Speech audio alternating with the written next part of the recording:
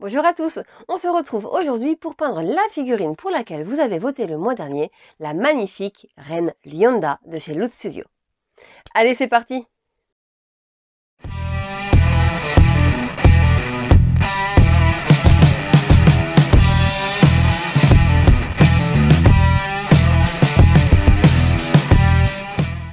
Et pour cette magnifique figurine reine des elfes des bois, je suis partie sur un schéma plutôt classique.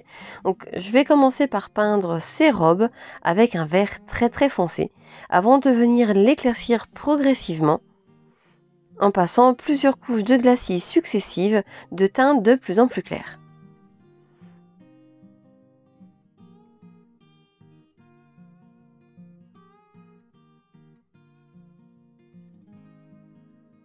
Je vais mettre en relief vraiment tous les plis, tous les points où la lumière accrocherait naturellement sur le tissu.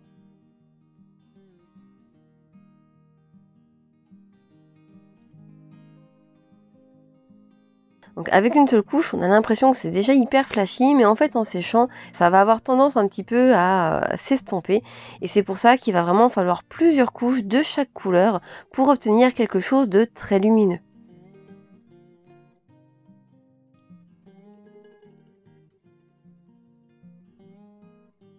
Donc à chaque couche de glacis que je passe, je viens recouvrir une zone de plus en plus restreinte par rapport à la zone précédente, histoire d'obtenir un dégradé très doux.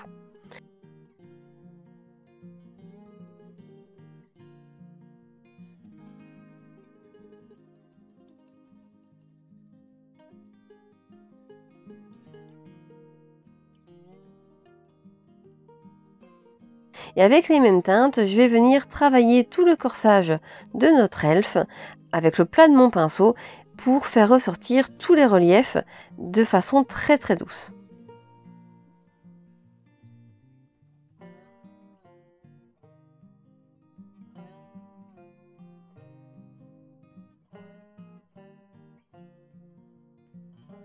Je vais faire la même chose sur ces brassards.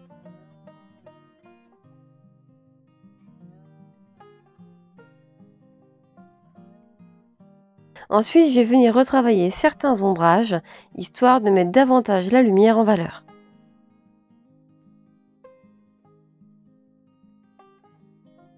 Ça permet aussi de corriger éventuellement les petites erreurs.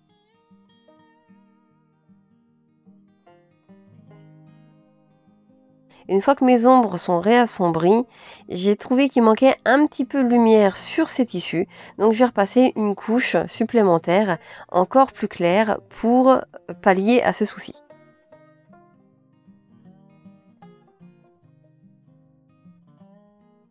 Donc encore une fois, je vais venir appliquer plusieurs couches de glacis successives, à chaque fois sur des zones de plus en plus restreintes.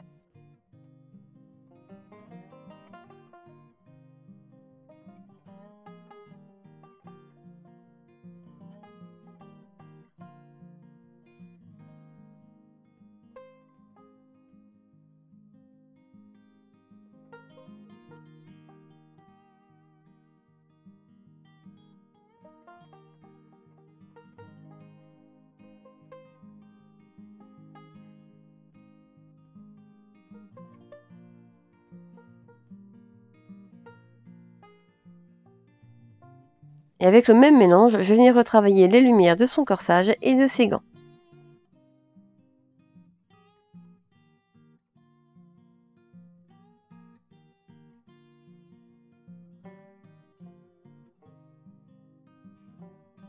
Donc j'avais envie de créer un effet un peu magique, un peu mystique à cet elfe. Et comme pour ses vêtements, je suis partie sur quelque chose de très classique, je vais me lâcher complètement pour le reste du socle. D'où ce rose fluo sur l'ensemble des parties en bois. Vous allez voir par la suite, on va venir retravailler tout ça pour vraiment créer un bois magique. Alors c'est la première fois que je testais les peintures fluor de chez Green Surford. Alors elles sont assez fluides de base, donc si vous vous en servez, ne les diluez pas forcément énormément, puisqu'après le pigment il sauve un petit peu partout. On va maintenant venir travailler le bois, vraiment, en venant brosser l'ensemble de notre bois avec des marrons de plus en plus clairs.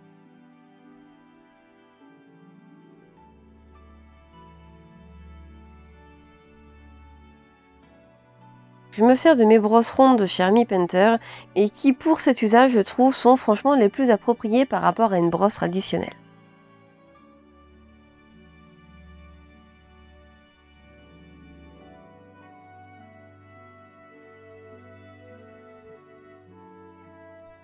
Donc pour mon bois, j'ai quand même choisi des brins assez chauds avec une pointe de rouge et d'orangé à l'intérieur pour rester déjà dans la chaleur du rose qu'on a mis par en dessous et pour contraster en fait avec les tissus de la robe de notre reine Mionda.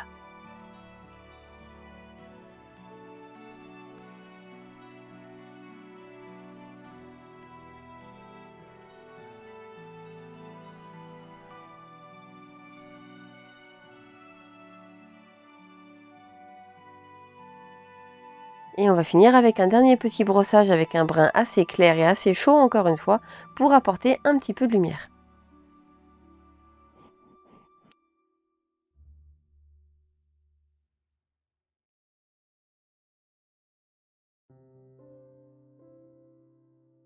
Sans oublier les parties boisées au niveau de sa ceinture.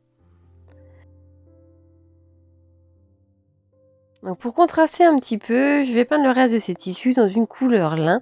Mais comme je veux leur donner un aspect assez différent de sa robe, je vais pas leur donner le même effet tissu lourd, tissu velours au final. Donc plutôt que de les travailler par glacis successifs pour les éclaircir, je vais plutôt les travailler par brossage successif.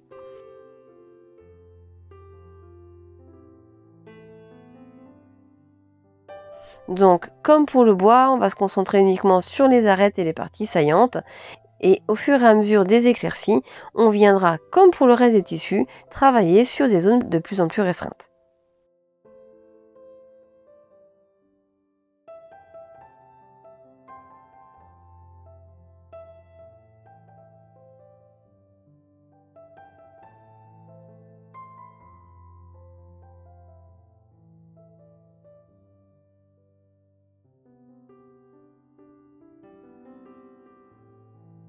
Et c'est vrai que vu le nombre de plis qu'elle a sur cette étoffe, le brossage à sec est tout à fait indiqué. Comme je vous disais, ces petites brosses rondes, elles ont une texture assez différente par rapport à la brosse traditionnelle et elles laissent moins d'aspect poussiéreux, d'aspect sale que peuvent laisser les brossages classiques.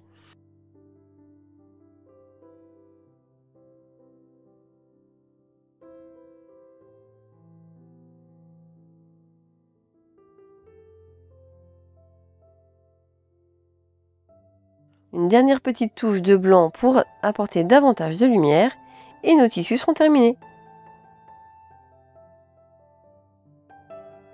Et je vais donc me concentrer essentiellement sur les extrémités de mes étoffes.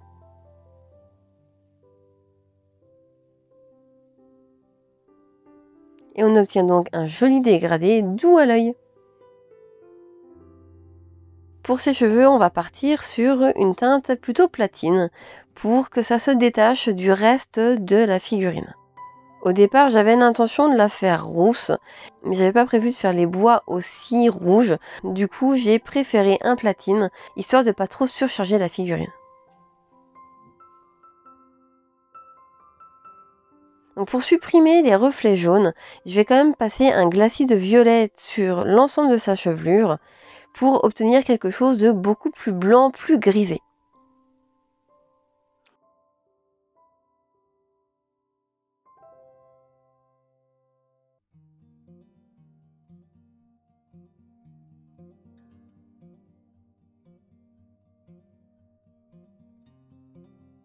Et pour accentuer ce côté grisé, je vais venir appliquer un petit peu de gris légèrement bleuté sur toutes ces petites mèches pour les faire ressortir.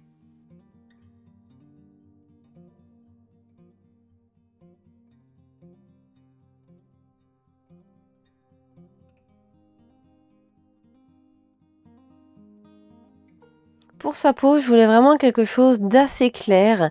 C'est pour ça que je suis partie sur la Gilliman Flèche, qui est donc la contraste peau la plus claire que j'ai et que je l'ai quand même pas mal diluée pour obtenir quelque chose un petit peu rosé, mais quand même d'assez clair. Je vais en appliquer sur l'ensemble de sa peau en prenant quand même bien soin d'en appliquer le plus possible aux zones qui seront les plus foncées, donc au niveau de ses orbites, sous son menton, son cou et le dessous de ses bras.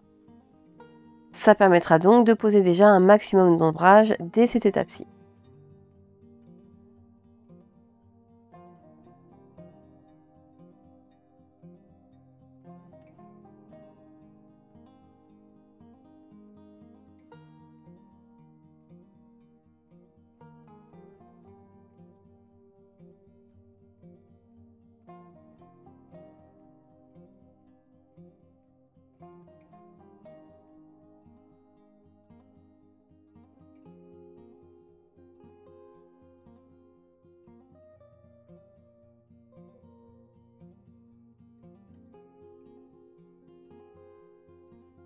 On va ensuite s'occuper des éclaircissements de toute sa peau. Et je vais venir vraiment tapoter en fait la pointe de mon pinceau pour créer plein de petits points, plein de petites taches pour obtenir quelque chose d'assez subtil et surtout de très naturel.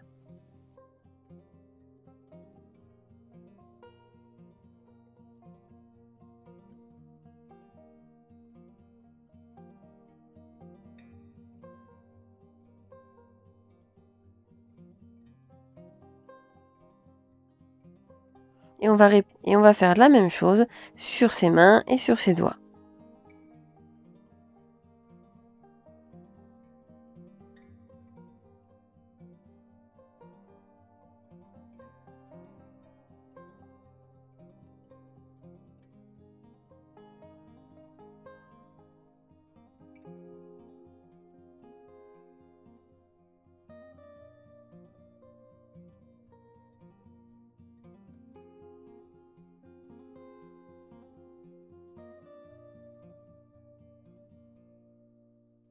Avec une teinte encore plus claire, je vais venir intensifier ces éclaircies aux endroits qui reçoivent le plus de lumière.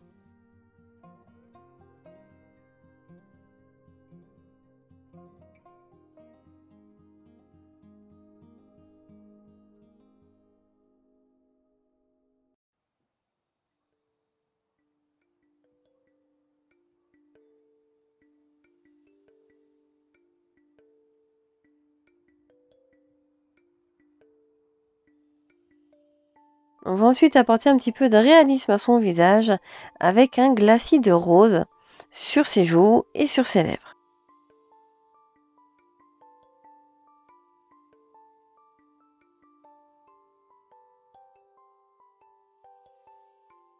Et on va en appliquer également au niveau de ses coudes. Et même si frais, il a l'air hyper flashy, en séchant, il va vraiment donner quelque chose de très très doux. Au niveau de ses yeux, je vais venir appliquer un glacis de gris bleuté assez foncé. Alors je ne savais pas trop au final si je voulais faire d'elle une gentille ou une méchante, donc je suis partie sur une teinte assez foncée malgré tout pour lui donner un aspect qui peut aller aux deux. On va pas oublier de venir redessiner ses sourcils avec la même teinte que ses cheveux.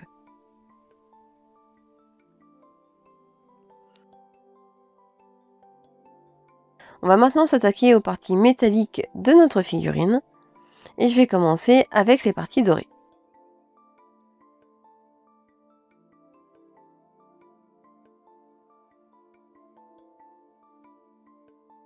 Pour le coup, j'ai choisi un vrai doré avec quand même pas mal de pigments assez rouge-orangé à l'intérieur pour bien trancher avec le vert de ses vêtements.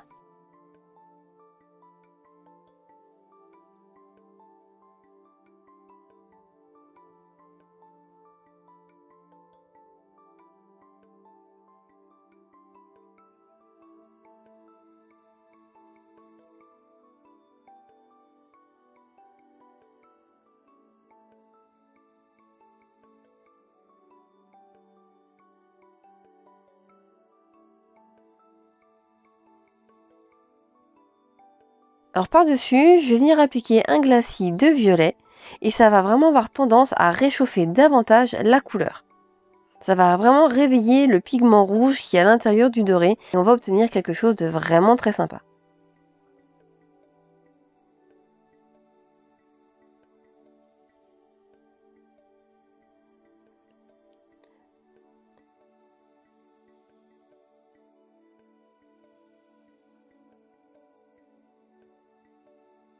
Et pour apporter davantage de lumière à ces zones, je vais venir par-dessus brosser et tapoter avec un doré beaucoup plus clair.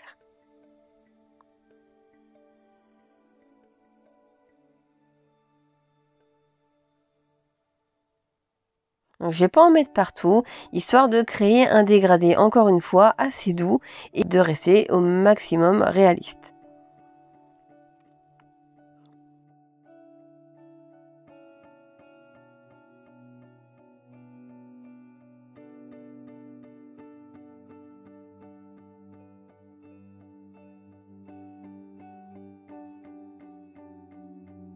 Ne nous reste plus que les parties argentées à travailler et je pourrai enfin lui recoller son épée.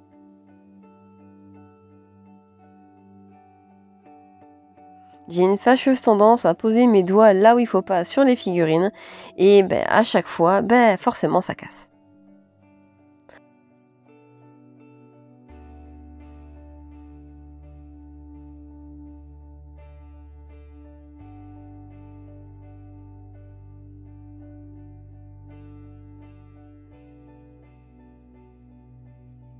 Encore une fois, je vais venir passer un glacis de violet sur mes parties argentées pour rester cohérent avec le reste de la figurine, mais surtout parce qu'à la base, le violet, ça reste quand même la couleur complémentaire du vert et que donc, naturellement, ça crée un joli contraste.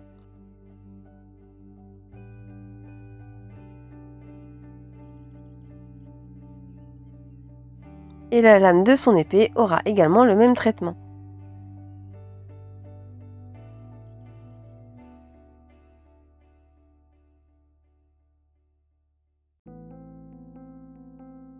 Et un petit brossage d'argenté très clair sur les parties les plus lumineuses et de l'argenté et du doré, et notre figurine sera terminée.